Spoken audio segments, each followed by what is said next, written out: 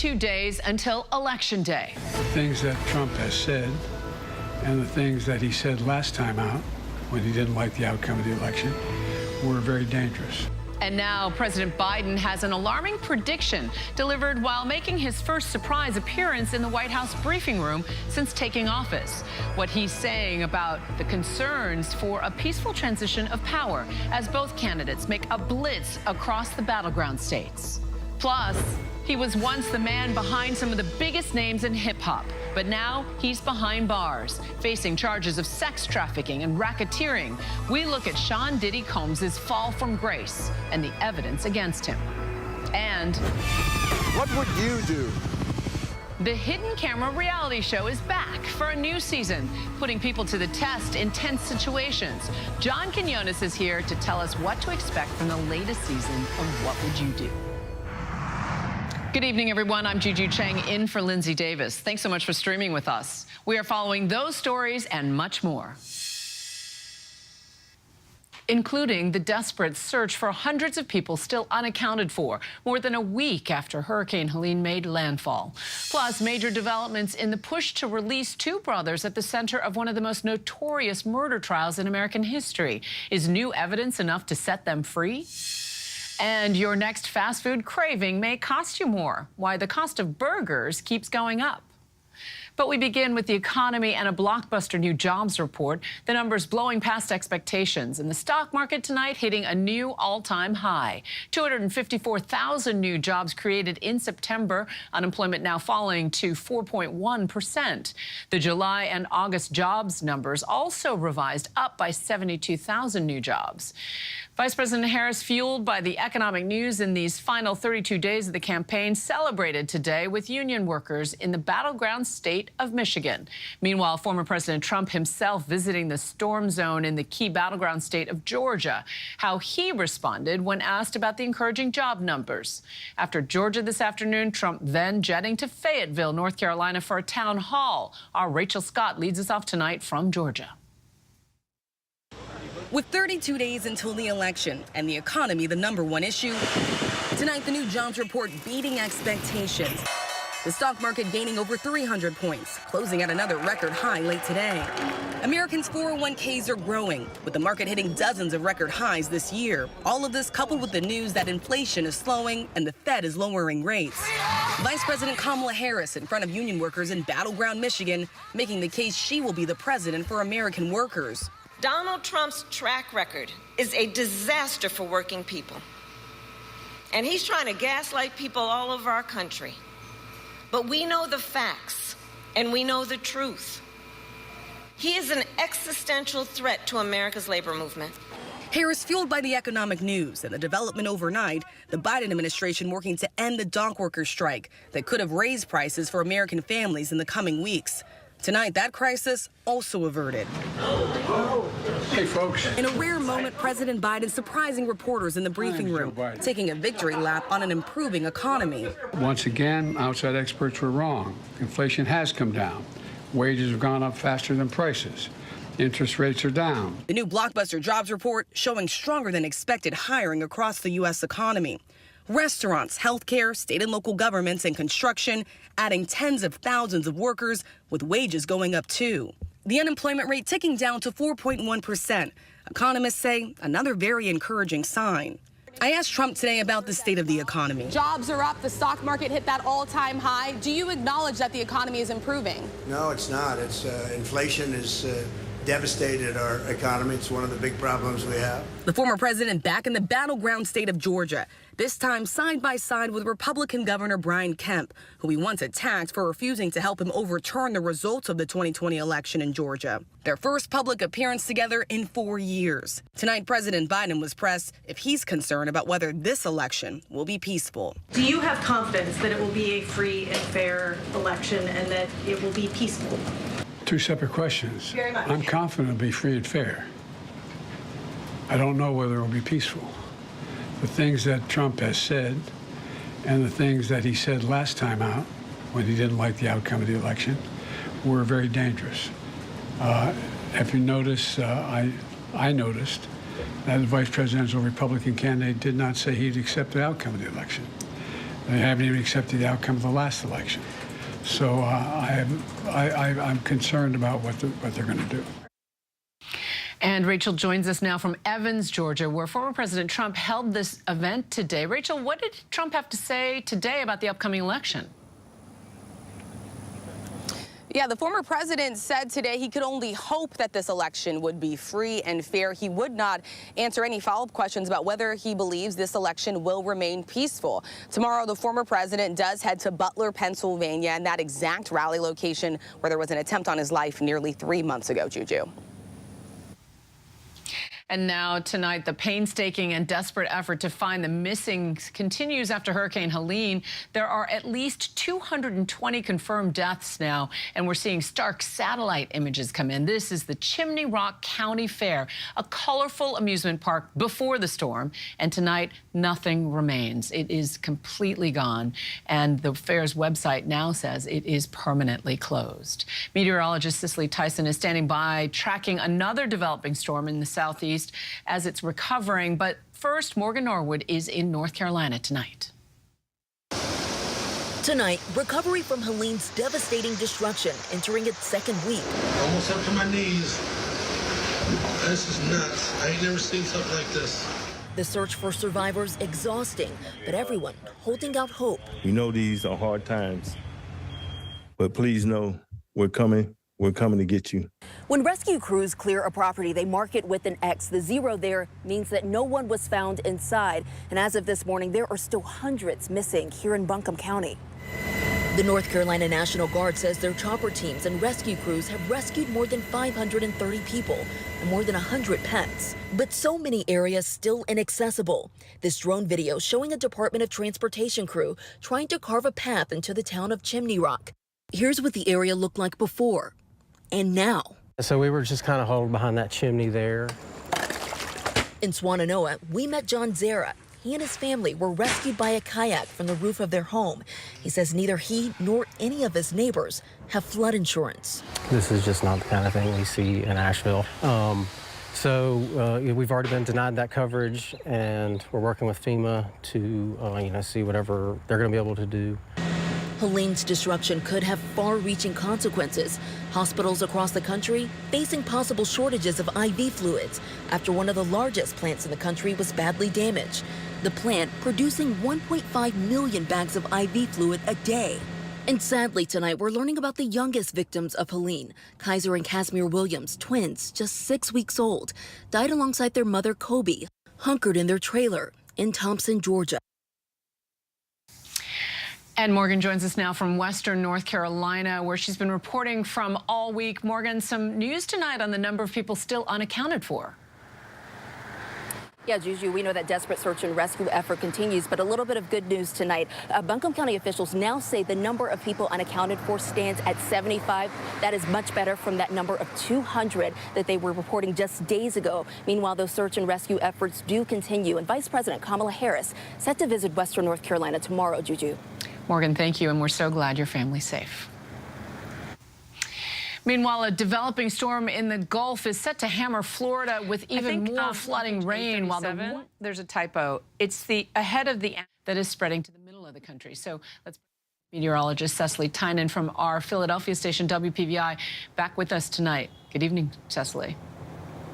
Good evening, Juju. Now, all eyes are on a disturbance in the Gulf that now has a medium chance of becoming our next named tropical storm. Even if it doesn't get a name, this system is going to soak Florida through much of next week. Some areas could get up to 10 inches of rain. Now, at this point, it looks like the heaviest rain will fall south of those areas that were devastated by Helene. Now, the east coast of Florida, rip currents are going to be a problem right through the weekend. The reason why, Major Hurricane Kirk. Now, this storm has strengthened to a Category 4 hurricane. It's more than 2,000 miles off coast. It's no threat to land, but it's really churning up the Atlantic, and that's what's creating those rip currents. Now, out west, the brutal October heat wave continues. Areas like Denver, Colorado, another day of record highs, and that's coming off its hottest September on record. And as you can see, that heat continues right through the weekend. Really no relief in sight. Looks like that heat will continue well into next week, possibly past Tuesday. Juju? So much to keep an eye on. Cicely Tyson, thank you. Now, as we mark nearly 1 year since the October 7th Hamas attack on Israel, the FBI released a public service announcement hours ago warning they've seen a rise in hate crimes as a result of the ongoing conflict. The FBI saying violent extremist activity and recent hate crimes have been focused on Jewish, Muslim, or Arab institutions such as synagogues, mosques, and community centers, and that perpetrators, quote, may view the anniversary as an opportunity to conduct an attack. Multiple bomb threats were called into New York synagogues today. New York Governor Kathy Hochul quickly calling them not credible. Overseas tonight, the U.S. launching military strikes on Iranian-backed militants in Yemen as Iran's supreme leader issues a dire new warning to Israel. ABC's chief foreign correspondent Ian Pannell in Beirut tonight. Tonight, as fears grow of a wider war in the Middle East, explosions rocking the capital of Yemen. U.S. forces attacking Iran-backed Houthi rebels across the country. The Pentagon saying the U.S. Navy targeted 15 Houthi military sites in an effort to make international waters safer after the Houthis started targeting ships claiming solidarity with the Palestinians in Gaza. This video showing a massive blast on an oil tanker. It comes as Iran's supreme leader warned Israel will not survive. A gun at his side, Ayatollah Khamenei speaking publicly for the first time in nearly 5 years, praising Iran's unprecedented missile attack on Israel, calling it the minimum punishment for Israel's crimes. And tonight, with Israel vowing a painful retaliation against Iran, Israeli forces bombing Beirut. ABC News has learned that the IDF targeted Hashem Safieddine, a possible successor to assassinated Hezbollah leader Hassan Nasrallah. No word tonight if Safieddine was killed. Civilians, though, caught in the crossfire. It's very hard because American Lebanese citizen Samer Bawab evacuated on a flight to Istanbul. Plumes of smoke visible at the airport. many people are waiting at the airport all day just so they can get their grandparents out, their mom out, or their daughters out. It's completely tragic. Juju, as Israel plans its next move, oil prices have surged in recent days amid reports it may strike Iranian oil production. That could impact gas prices. President Biden today said Israel should consider other alternatives to hitting Iran's oil fields. Juju? Ian Pannell, thank you. Now to that new development in the notorious case of the Menendez brothers, who were sentenced to life without parole for murdering their parents in 1989. The LA district attorney saying he may reconsider that sentence now after new evidence has emerged. Could they finally walk free? Here's ABC senior national correspondent Terry Moran. Tonight, will the Menendez brothers go free? We have a moral and an ethical obligation to review what is being presented to us. After more than 3 decades behind bars, there is now a glimmer of hope for Lyle and Eric Menendez, who are serving life in prison without parole for the brutal killings of their parents in 1989.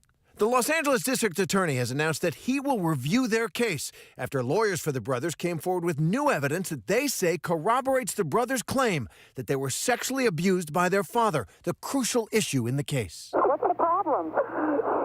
Someone killed my parents. It was a crime that was both shocking and salacious. The televised trial that captured the nation's attention, and now it's once again a cultural phenomenon, popularized by a new and controversial Netflix series. I'm just a normal kid. Oh, Eric, you're a normal kid who killed your parents.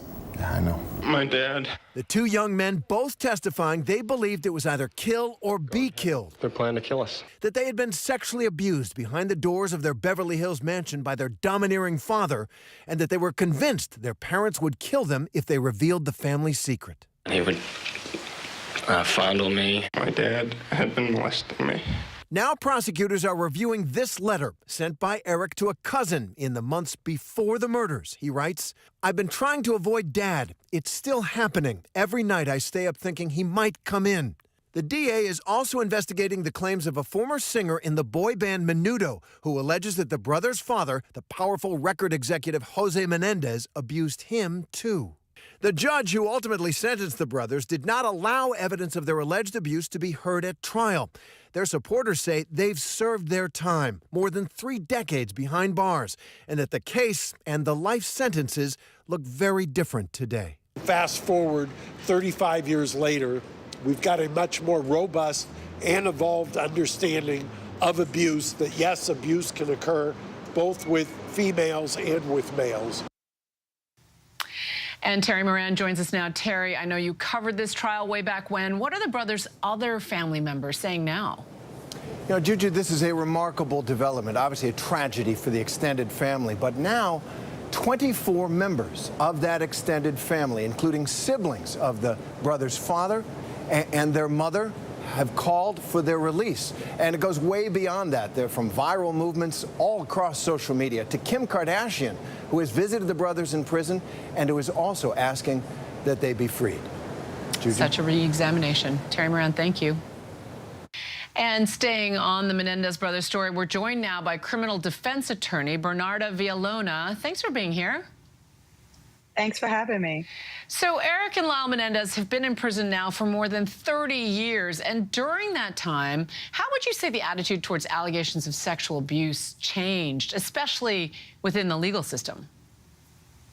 So the allegations of sexual abuse, I think the mind frame has changed for people. Times have changed because now people are more willing to accept that males and boys can be sexually abused because now it's coming out into the light. So it's more acceptable in the sense that they can accept an allegation like that.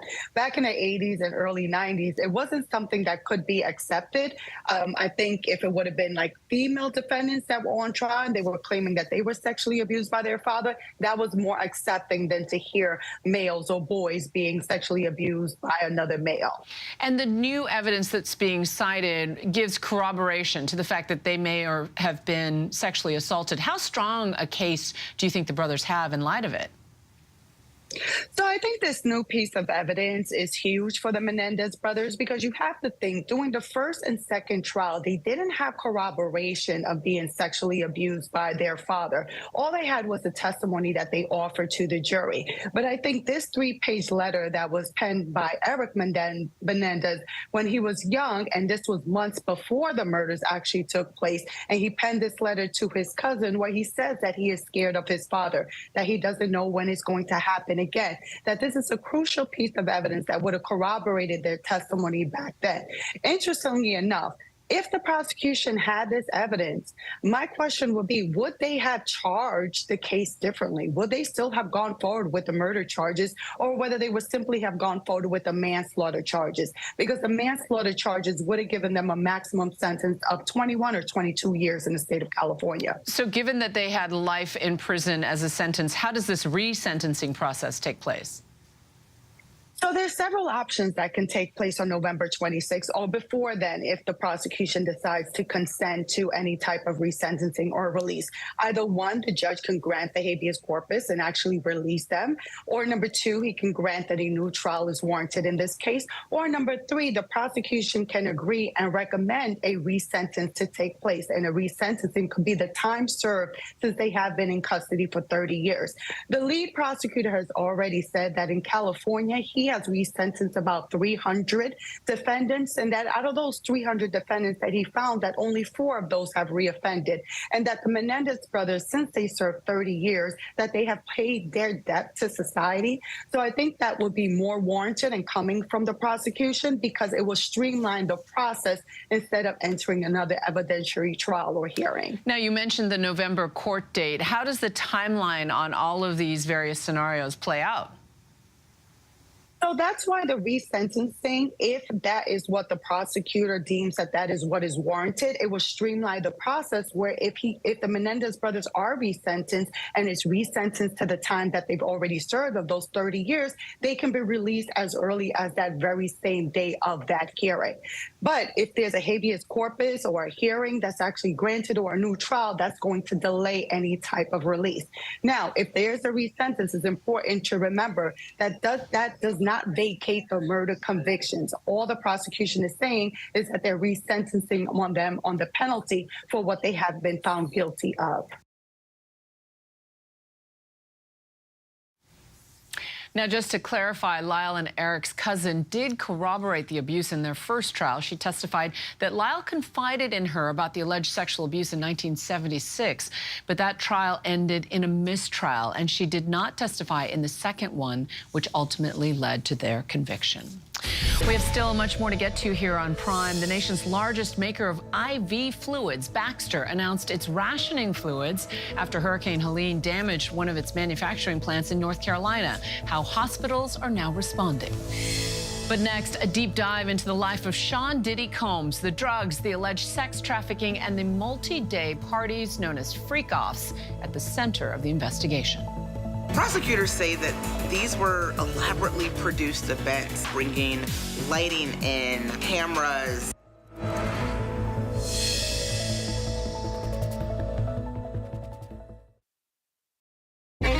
Did you kill Mary Yoder?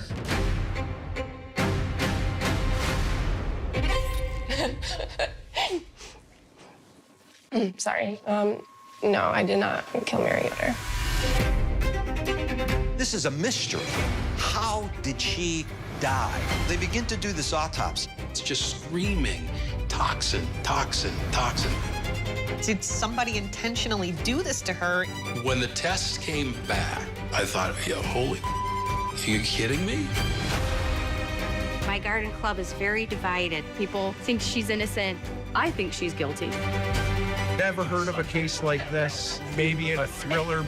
I'm not buying this Little Miss Innocent game. Little Miss Innocent. Passion, poison, prison. I know it wasn't me. Sorry. So, if it wasn't me, who was it? Only on Hulu. A Hollywood studio want us to make a movie of our podcast. It's a fabulous cast. Action. I'm nervous playing you. The fearlessness, the complexity. Oh, stop. Unless you had more to say. I don't need an algorithm to tell me that this is box office gold. Only Murders in the Building, streaming on Hulu and for bundle subscribers on Disney+. Things have changed. What does that mean? It means everyone is vulnerable. I know for a fact there's something else at work here. When you put blood on the ground, there's no going back from it. FX is the old man. All new Thursdays at 10 on FX. Stream on Hulu. America's #1 most watched daytime talk show is ABC's The View. You all heard it here first. I love it. I'm there for it. Hot topics, political views. That's what we're about. Voices that matter. It all goes down right here. That's why it's called The what? The View. I love it. I'm all in. Second that. This is going to be must-see TV. And so much could happen.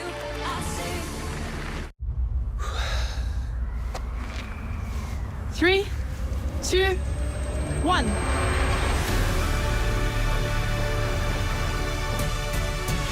It's a 24/7 life together. It's not about the fear or the risk. It's about the love of flying.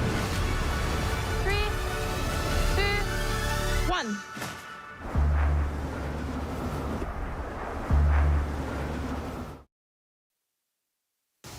Welcome back, everyone. Tonight, Sean Diddy Combs remains behind bars in New York City on sex trafficking and other charges, while he appeals a judge's no bond ruling.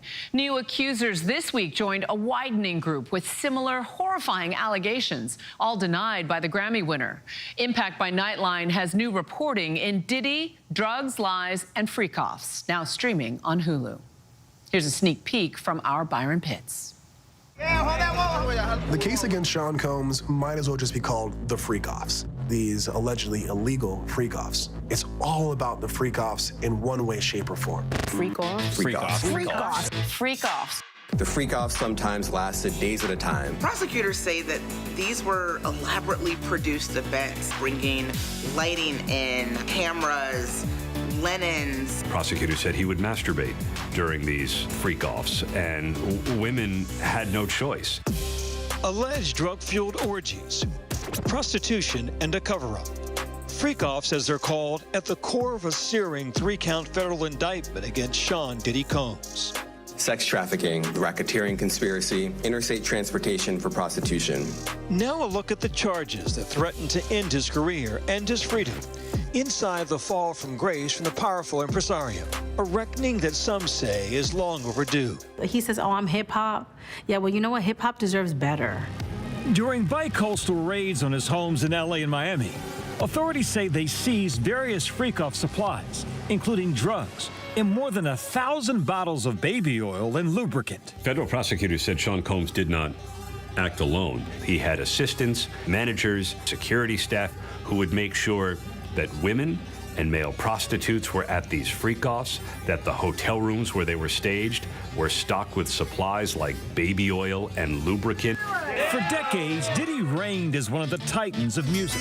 Keep banging. A kingmaker who launched the careers of Biggie Smalls. Throw your hands in the air if you're a true player. Many now asking how the man who allegedly behaved so abusively was able to do it so often and for so long. The culture of silence was colossal. You know, it really protected Sean for a number of years. These people think that they're so powerful that was never going to catch up with them. Just this week, a new accuser coming forward, alleging in a civil lawsuit Diddy raped her at his recording studio. The internal pain after being sexually assaulted has been incredibly deep and hard to put into words. The latest filed by Talia Graves, who says in her lawsuit that in 2001, she was, quote, bound and restrained while Diddy mercilessly raped her. She alleges he, quote, video recorded the encounter and had shown the video to multiple men. Flashbacks, nightmares, and intrusive thoughts make me feel like it's a constant struggle. Attorneys for Diddy did not respond to a request for comment on this case. In court, as he's faced criminal charges, Diddy pleading not guilty and denied bail twice. Prosecutors painting a picture of the 54-year-old mogul who, behind his lavish lifestyle, allegedly hid a dark secret. According to the indictment, the agents found weapons, including AR-15 style rifles, in Diddy's closet. The serial numbers were defaced. They also say they found recordings of freak-offs. And the evidence was then used to blackmail these women if they didn't cooperate more. Diddy's longtime ex-girlfriend, Cassandra Cassie Ventura, filing a lawsuit against them last year that changed everything. He would direct her how to touch the sex worker, how to pour like oil over her body, and he would watch these things happen while he was masturbating. Cassie Ventura's lawsuit gave the blueprint for the Southern District of New York to investigate Sean Combs, and the lawsuits that followed gave the brick and mortar to build the case against him. One shocking freak-off the prosecutors allege the Diddy indictment occurring around this incident involving Cassie. The new video obtained exclusively by CNN. Prosecutors said there was a male prostitute still in their hotel room. That, prosecutors say, shows that Cassie was trying to get out, and prosecutors in court quoted messages from Cassie talking about the bruises, the fat lip that she was left with. Initially, Diddy denied all wrongdoing, but after the surveillance video surfaced, he spoke out on his social media. My behavior on that video is inexcusable. I take full responsibility for my actions in that video. Diddy's defense team giving a preview of their version of what was happening behind the scenes. The defense has tried to recast, not as evidence of sex trafficking, but as the simple breakdown of a 10-year loving relationship. And the judge interrupted and said, what's love got to do with that, with kicking someone? Cassie's lawsuit would be just the beginning of Diddy's downfall. It was settled in 24 hours, but at least 11 others have since come forward, too, with their own civil lawsuits. Diddy denies the allegations in these lawsuits. Many are seeing echoes of the groundbreaking federal sex abuse case against R&B singer R. Kelly in Diddy's new indictment. This very powerful man in the music industry decided to use his power to hurt others. I've spoken to the other girls that are involved in my case, and we all were deeply saddened and triggered. Lizette Martinez says she had a year-long abusive relationship with R. Kelly. Let's just say, like, I was violated, and I'll never forget it. After dozens came forward, Kelly was found guilty of racketeering, sex trafficking, and later child pornography. He's currently serving out a 30-year prison sentence. Lizette gave a victim impact statement at his trial. The industry is not the same after we spoke out and decided to hold people accountable. Him and Rob are a lot alike in that Robert controlled us. These are predators. They're not dangling a career in front of you. They use the power to get you to where they want you. For now, Diddy remains in jail as he awaits trial. Decades of silence that accusers say once shielded the kingmaker, broken. I'm extremely proud of the women and men, so I'm not gonna sit here and say that the trial's gonna be easy. It's not. Federal prosecutors say their work is not done. I can't take anything off the table. Anything is possible. Our investigation is very active and ongoing. When you hear about so many other people having to participate for this enterprise to exist, the first thing that comes to my mind is who's going to take a plea first? Who's going to start testifying against Sean Combs? In a statement to Impact, an attorney for Diddy said, "We're disappointed with the decision to pursue what we believe is an unjust prosecution of Mr. Combs. Sean Diddy Combs is a music icon, loving family man, and proven philanthropist who has spent the last 30 years building an empire and working to uplift the black community. He is an imperfect person, but he is not a criminal," adding he looks forward to clearing his name in court. He was known to have the Midas touch, and now his touch is anything but golden. It's allegedly criminal. Our thanks to Byron. For much more on this, watch the full episode of Impact by Nightline's Diddy, Drugs, Lies, and Freak-Offs, now streaming on Hulu. We have still much more to get to. A hiker this week found himself stuck on the side of a sheer granite cliff in Northern California. We'll show you the incredible search and rescue. But next, the days of grabbing a cheap burger for dinner are done. What's behind the steep price hikes on one of America's favorite foods?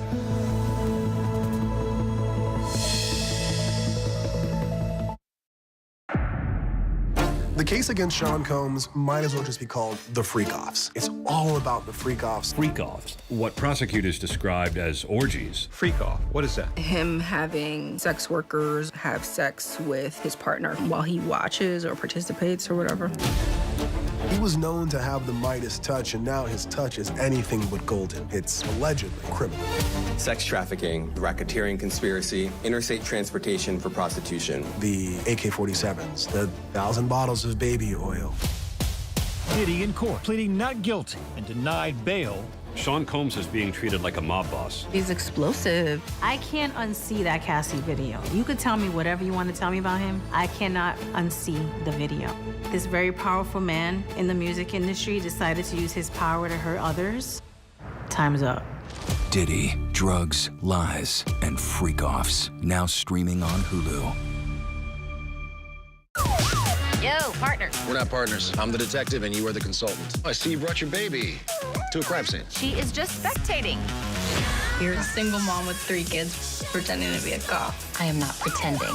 I spot things that detectives miss. Still think my theory's flimsy? That big brain of hers is gonna help us close out a lot of cases. I'm just out here super copping. High Potential, all new Tuesdays on ABC and stream on Hulu. Hey, good morning, America. Good morning, America. Good morning, America. Are you ready? They are ready. Covering the biggest events in the country right now. There's a lot going on here this morning. You don't just see it, you feel it. I'm in. I'm in. I'm in too. I'll be here. I am here and so happy. I'm in. I'm in too. Michael, George, Clara, Ginger. I did terrible things. I hurt a lot of people. I know who you are. Ball is in the air. You're special. Yes, it's a touchdown. What if God made me this way? FX's American Sports Story. Aaron Hernandez. All new Tuesdays at 10 on FX. Stream on Hulu. Now we have a little fun. It's showtime. Everything has led to this moment. Now we have everything we need. No, not everything. You get a free demon possession with every exorcism. That's right, Lydia. Mom. 31 Nights of Halloween. Watch all October on Freeform. It's lunchtime in America, so what are we serving up? Well, how about everything you need to know? Your health, your money, breaking news, pop culture, with the biggest stars, music, trends, and of course, good food. It's all coming up on GMA 3. You're going to love it. We'll see you then.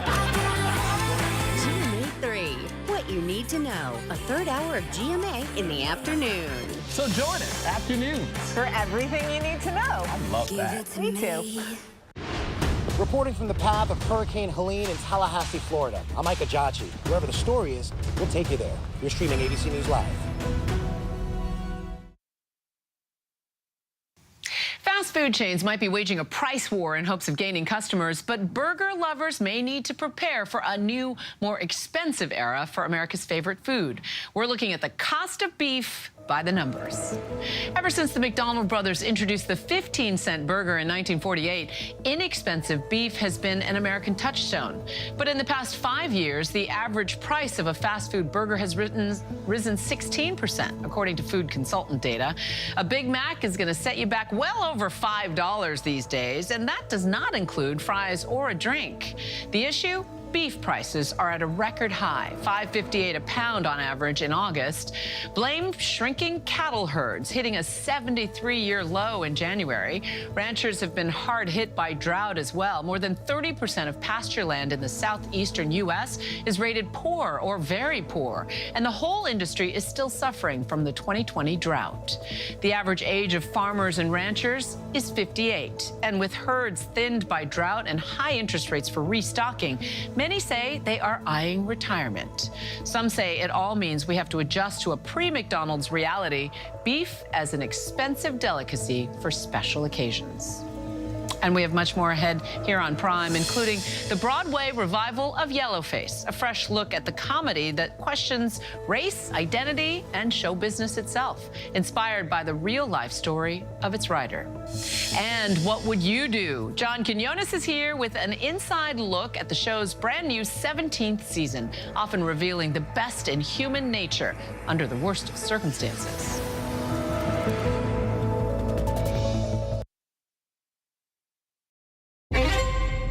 Did you kill Mariota?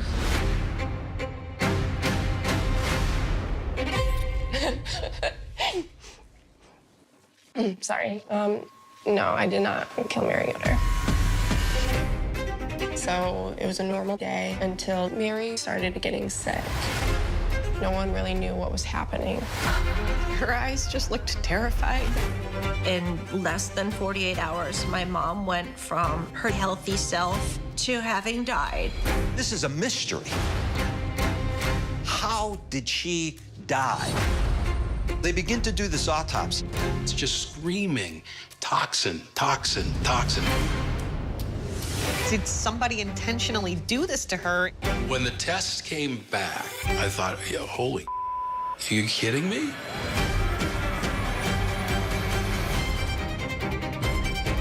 I had dated Adam. I was scared of him. It changed the way I see the world. She was really afraid for her life. I do think Bill could have killed Mary. His wife died in July, and in November, he was dating his sister-in-law. There was nothing in the world that was making sense at that point. Caitlin Conley was guilty as sin. Are you okay?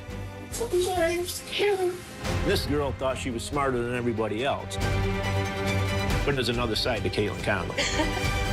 Well, I'm not buying this little Miss Innocent game. Sequoia's a very small town.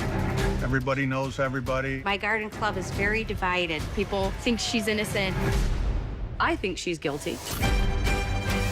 Never heard of a case like this. Maybe in a thriller. It was pure evil. We weren't quite sure what was coming next. I know it wasn't me. Sorry.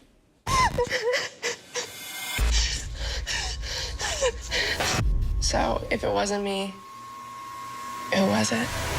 Little Miss Innocent. Passion, poison, prison. Only on Hulu.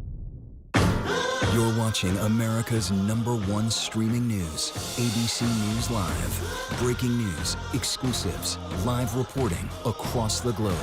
Keep streaming with ABC News Live. Sex, lies, and a double murder. 2 small children were kidnapped. Your mom and dad are gonna be right here waiting on you when you get home. When the twist came, then it completely exploded. It's one of the craziest stories I've ever heard, and people don't know about it. What kind of mother would kill her own children? After nearly 30 years in prison, Smith now has a chance at parole. Could the woman once dubbed the most hated mom in America go free? Killer Mom, now streaming on Hulu. Hospitals are rationing IV fluids after Hurricane Helene damaged one of the country's largest manufacturing plants. A hiker gets stuck on a sheer granite rock face with no way to move, and why a governor had to step in to protect a beloved beaver. These stories and much more on tonight's Rundown.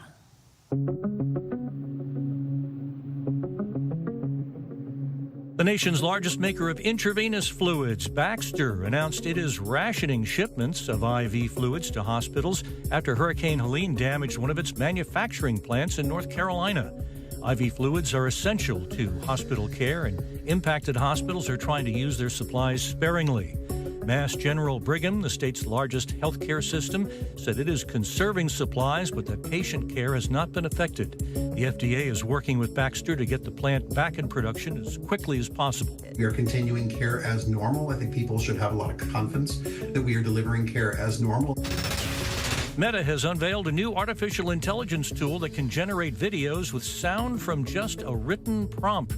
The tool is called Movie Gen, and it's being tested internally and by a limited number of partners. Critics worry it will make it even harder to determine what's real and what's AI generated online. The company said the tool could be widely released next year.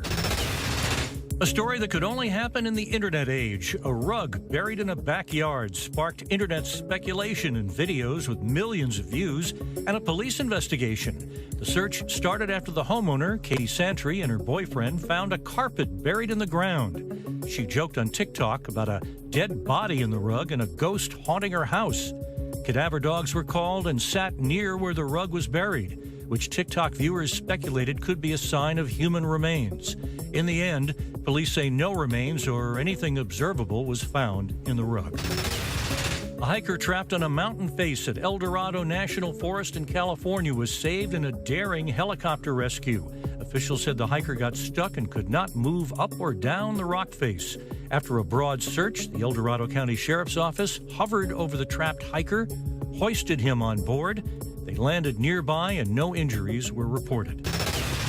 The most photographed events in the world is set to kick off Saturday with a mass burst of color for the 52nd annual Albuquerque International Balloon Fiesta. Everyone usually bundles up in layers to protect against a morning chill that helps pilots stay in the air longer. But this year's fiesta could be the warmest on record, organizers say. For pilots, it could mean less time aloft or carrying less weight in their baskets. A 2-year-old beaver named Nibby can stay with the team that rescued her as a baby after the governor intervened. The state issued a permit to Newhouse Wildlife Rescue for Nibby to remain at the rehabilitation facility. The team found Nibby on the side of the road as a baby and tried reintroducing her into the wild with no success. The facility plans to keep Nibby in their care to serve as an educational animal. Daniel Daniel Day Kim is having another big moment. The actor who's wowed viewers in dramas and action-adventure films is now taking a turn on Broadway. A comedy, thrilling both the audience and himself. He's even been dubbed one of the New York Times' biggest stars of the fall.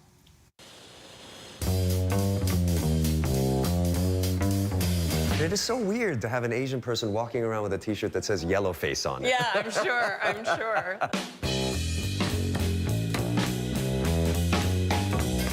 Yellowface, like blackface, is racially problematic. It's an issue actor Daniel Day Kim is addressing on Broadway, but with an unexpected twist. Why tackle such a kind of somber topic as racism with a comedy? It's not just about racism. It's really about people making mistakes, and it's about mistaken identity, and it's about our own human foibles. And it's also nice to be able to laugh at ourselves. The name of the show. At first glance, some might think it's derogatory. It's important to know our history, first of all, and to understand how that term has become loaded and why it's a derogatory. It's important to take those kinds of terms and be able to turn them on their heads a little bit. Comedy is a bit of a risk for an actor known as complex and hunky on Lost. We'll never be apart again. And as a stern and skilled surgeon on The Good Doctor. That you're acting immature, showing that you don't know how to communicate. Yellowface, in this day and age? In Yellowface, he plays DHH, an Asian American activist and playwright, based off the show's actual playwright, David Henry Hwang.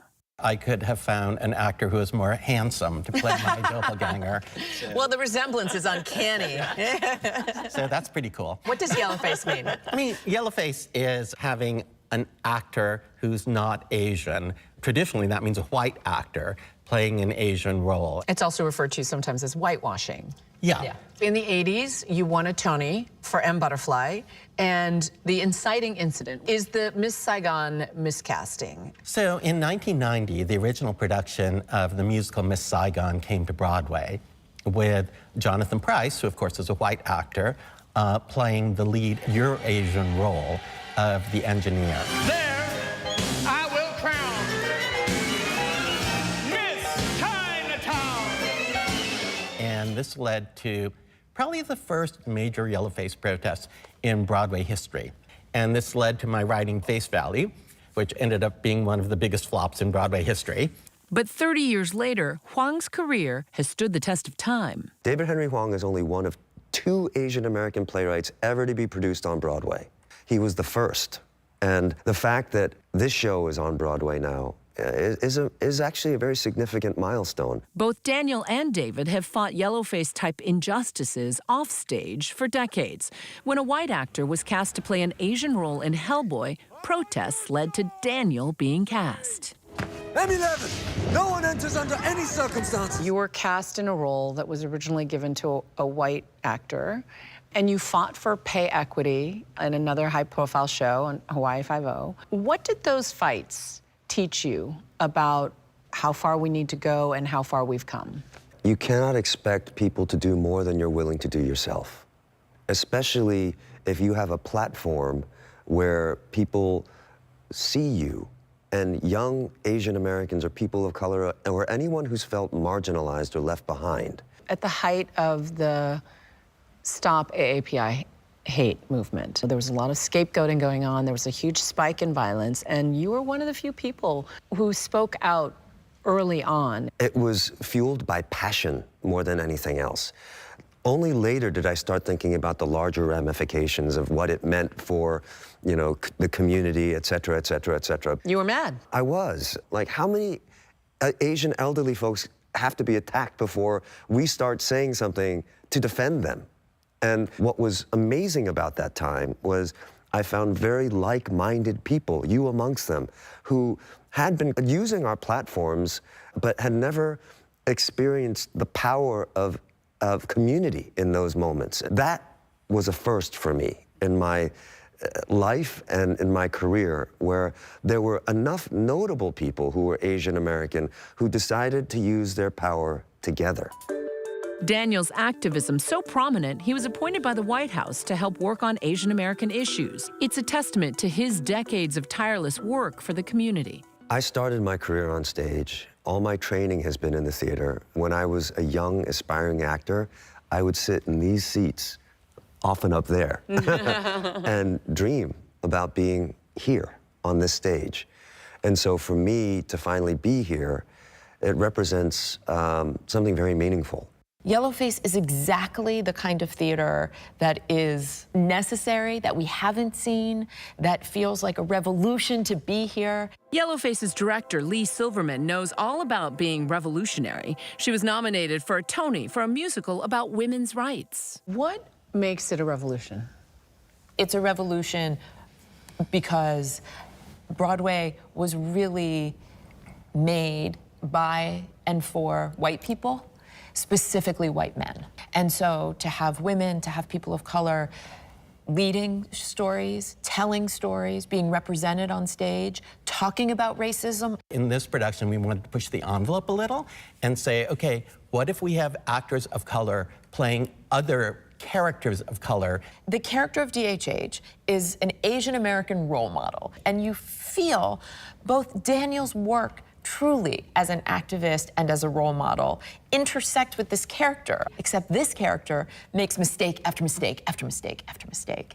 And we get to then see Daniel do this completely wild, reckless thing, which is to be a comedy superhero. And I can tell an Asian when I see one. And yet, in his career, Daniel has been anything but reckless, producing his own shows with a clear mission. One of the things I'm able to do is create a production company where we can create positive images so that we start to be understood as fully dimensionalized human beings and not easily pigeonholed into categories. The Good Doctor, the very first series my company produced, is about someone living with autism. And so that's not about race, but it is about someone living on the margins. How much does your storytelling play a role in trying to move the needle? I don't know how much it moves the needle, but you have to try to move the needle. I think that's really the point. Yellowface is on Broadway now until the end of November. Don't miss it. It's hard to believe, but for more than 15 years, ABC's hidden camera series, What Would You Do?, has explored how everyday people react when faced with real-life moral dilemmas, revealing the best and sometimes the worst of human behavior. Let's take a look. We'll push the envelope. You have no right to shoot better like that. For intense reactions. I'm an immigrant. Say it again. Yo, relax. Yo. Would you risk stepping in for a stranger? I was literally watching the whole time. You're the best. Thank you so much. No, I kind of mind my own business. Who needs your help? Can I give you a hug? Is that okay? Yeah. You have tears in your eyes, so tell me why. I always have tears in my eyes watching your show, John. And of course, joining us now is John Quinones. Thank you, Juju. Good to be with you, my friend. Thank you, my friend. I know. I'm so happy that you're here. You and I go back a long time with ABC. Way back when we had fewer wrinkles, frankly. Yeah. But we're beautiful. both chipper and spry, Absolutely. and you are more relevant and more fresh. How do you keep What Would You Do so fresh? You know, we just watch what's going on in the world. We watch what politicians are talking about. We certainly watch what goes viral on social media. Our biggest following is young folks. We have a huge young audience. A couple of years ago, they started doing a lot of their own TikToks, kids on TikTok. And my kids called me and said, Dad, you know, you're blowing up on TikTok. We've gotten, some of the scenarios have gotten like 300 million views worldwide. And it is because the topics are so sticky, so viral. And they're short. You know, but you tackle tough issues like body shaming and the treatment of immigrants and all sorts of tough topics. How do you decide which ones to go after? We travel all over the country. We have a new team in place that's really young and vibrant, and again, just watching what's in the news and we're trying to get even more cutting edge. We're doing modern romance. We just did one at an airport where we filmed for the very first time. And that's the other thing we're doing. We've gotten out of the diners in New Jersey where we started with this show so long ago. And we love those diners. But now we're going to boats, golf courses. We're on helicopters. We even filmed at an airport. Now that you've taken it on the road in the way that you have, do you see differences in geography and places that you travel to? Absolutely, yeah. And I think in places places where folks have never met a transgender person or a Mexican immigrant or a Muslim or a Jewish person. People have made assumptions about those folks, and they react differently. They believe whatever they've read, you know, and today everyone's going to their own silos that only confirms what they already believe. So in those places, people make more assumptions and are not as open-minded as they might be in New York or New Jersey. And we talk about how you see the best and the worst in humanity. What do you see more of?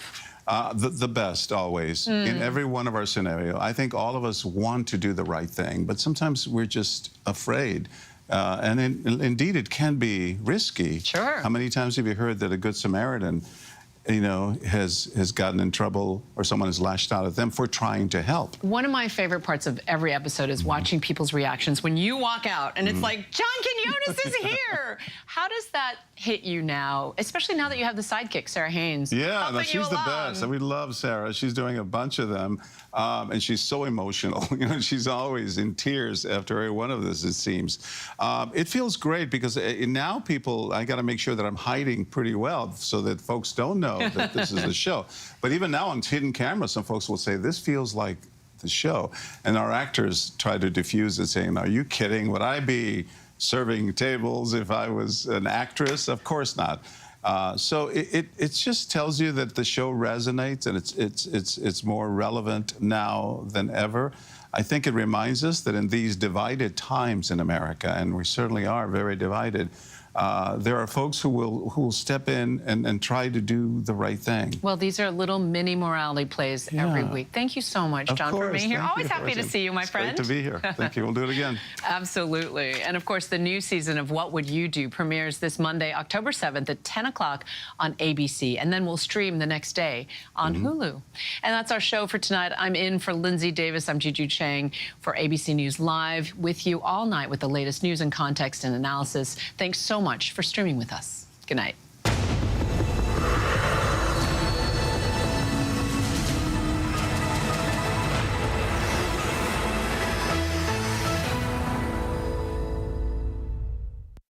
Hey, like $1 million bucks, baby, like $1 million bucks. Like $1 million pesos.